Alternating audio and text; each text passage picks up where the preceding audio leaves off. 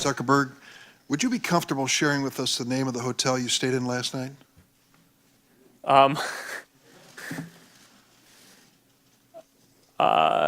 No. If you've messaged anybody this week, would you share with us the names of the people you've messaged? Senator, no, I would probably not choose to do that publicly here. I think that may be what this is all about. Your right to privacy, the limits of your right to privacy, and how much you give away in modern America in the name of, quote, connecting people around the world. Issues here is Facebook too powerful? Are you too powerful? And do you think you're too powerful? Senator, I think most of the time when people talk about our scale, they're referencing that we have 2 billion people in our community. And I think one of the big questions that we need to think through here is the vast majority of those 2 billion people are outside of the US. And I think that that's something that, to your point, that Americans should be proud of. Okay, and when I brought up the Chinese internet companies, I think that that's a real strategic and competitive threat that in American technology policy we should be thinking about. Let me get to another point here real quick. I don't want to interrupt, but when companies become big and powerful and accumulate a lot of wealth and power, what typically happens from this body is there's a instinct to either regulate or break up, right? Look at the history of this nation.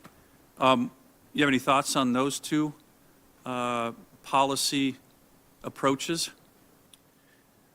Well, Senator, I'm not the type of person who thinks that all regulation is bad.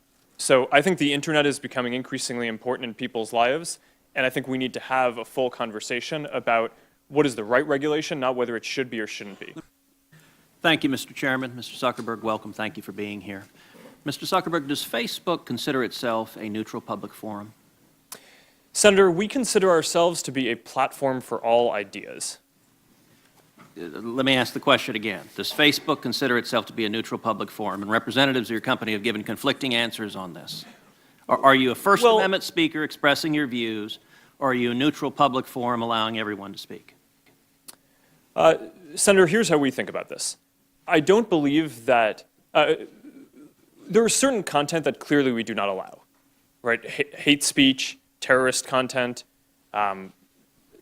nudity, anything that makes people feel unsafe in the community. Well, Mr. Zuckerberg, I will say there are a great many Americans who I think are deeply concerned that Facebook and other tech companies are engaged in a pervasive pattern of bias and political censorship. There have been numerous instances with Facebook. In May of 2016, Gizmodo reported that Facebook had purposely and routinely suppressed conservative stories from trending news, including stories about CPAC, including stories about Mitt Romney, including stories about the Lois Lerner IRS scandal, including stories about Glenn Beck.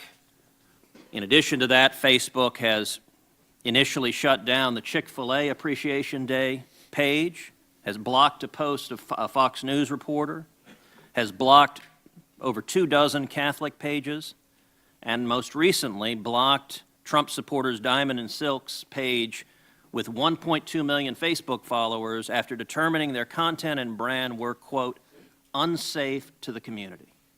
To a great many Americans, that appears to be a pervasive pattern of political bias. Do you agree with that assessment? Senator, let me say a few things about this. First, I understand where that concern is coming from because Facebook and the tech industry are located in Silicon Valley, which is an extremely left-leaning place. And this is actually a concern that I have and that I try to root out at the company, is making sure that we don't have any bias in the work that we do. And I think it is a fair concern that that people would at least wonder about. Let me ask this. Facebook is an idealistic and optimistic company. For most of our existence, we focused on all of the good that connecting people can do. And as Facebook has grown, people everywhere have gotten a powerful new tool for staying connected to the people they love, for making their voices heard, and for building communities and businesses. But it's clear now that we didn't do enough to prevent these tools from being used for harm as well. And that goes for fake news, for foreign interference in elections, and hate speech, as well as developers and data privacy.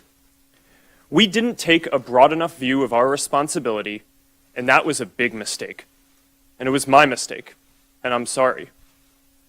I started Facebook, I run it, and I'm responsible for what happens here.